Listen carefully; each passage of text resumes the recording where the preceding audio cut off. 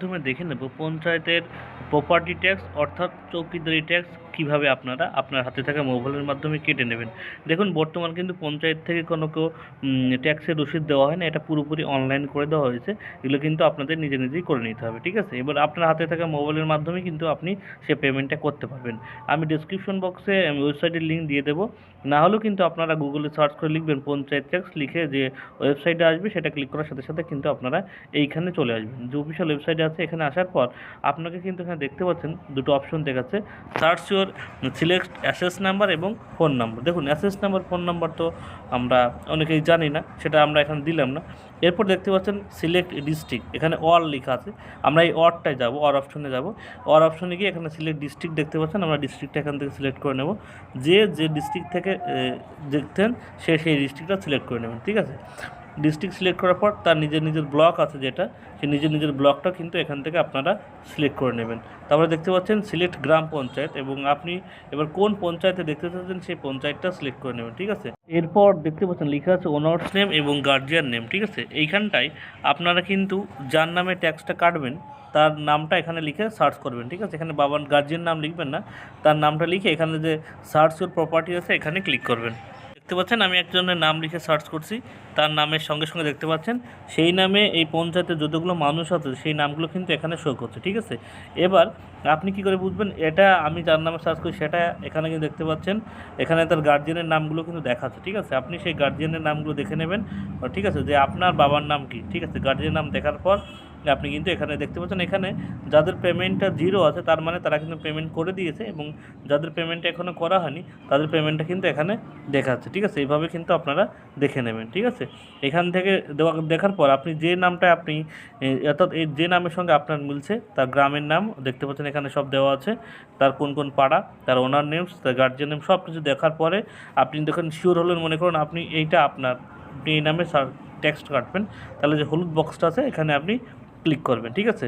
এইখানে ক্লিক করার সাথে সাথে আপনার এখানে দেখতে পাচ্ছেন তাদের ফোন নাম্বার শো হচ্ছে, অর্থাৎ আপনার যদি এর আগে কোনো ফোন নাম্বার দিয়ে ট্যাক্স কাটা থাকে তাহলে সেই ফোন নাম্বারটা দেবেন, ঠিক আছে। তাহলে কিন্তু আপনাকে আর একটা ফর্ম ফিল আপ করতে হবে না, নাহলে যদি নতুন ফোন নাম্বার দিয়েও আপনি ট্যাক্স কাটতে পারেন, সেই ফোন নাম্বারটা এখানে দেবেন এবং লগইন নাও অপশনে আপনি ক্লিক করবেন।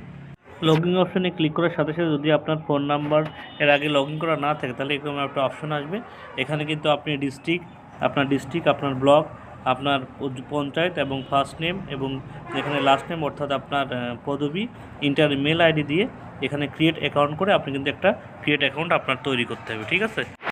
ক্রিয়েট অ্যাকাউন্টে ক্লিক করার পর আপনারা কিন্তু এখানে চলে আসবেন। এই পেজে আসার পর আর যাদের ফোন নাম্বারটা অলরেডি ক্রিয়েট আছে তাদের তো ফোন নাম্বার দিয়ে ওটিপি বসালে এই পেজে চলে আসবে। এখানে আপনারা ফোন নাম্বার দিয়ে আপনাদের কিন্তু আবার একটা ওটিপি আপনাদের সামনে চলে আসবে। ফোন নাম্বারটা দেওয়ার পর আপনি সব কিছু দেখে নেবেন যে আপনার নাম ঠিকানা সব কিছু ঠিকঠাক আছে কিনা। তারপরে আপনার এখানে মৌজা বা আপনার প্লট নাম্বার সেটা আপনার দলিল দেখে দিয়ে দেবেন। খতিয়ান number, WBDCL customer ID number, এগুলো না দিলেও কোনো সমস্যা নেই। আপনি যদি না দিতে চান এখানে দেখতে পাচ্ছেন আপডেট ডিটেলস, এখানে ক্লিক করবেন। আপডেট ডিটেলসে ক্লিক করার পর কিন্তু আপনার মোবাইলে একটা ওটিপি যাবে। ওটিপি যাওয়ার পর এখানে যে ভেরিফাই অপশনটা আসবে, ভেরিফাই করার পর আপনার কিন্তু অ্যাকাউন্টটা ভেরিফাই হয়ে যাবে, ঠিক আছে।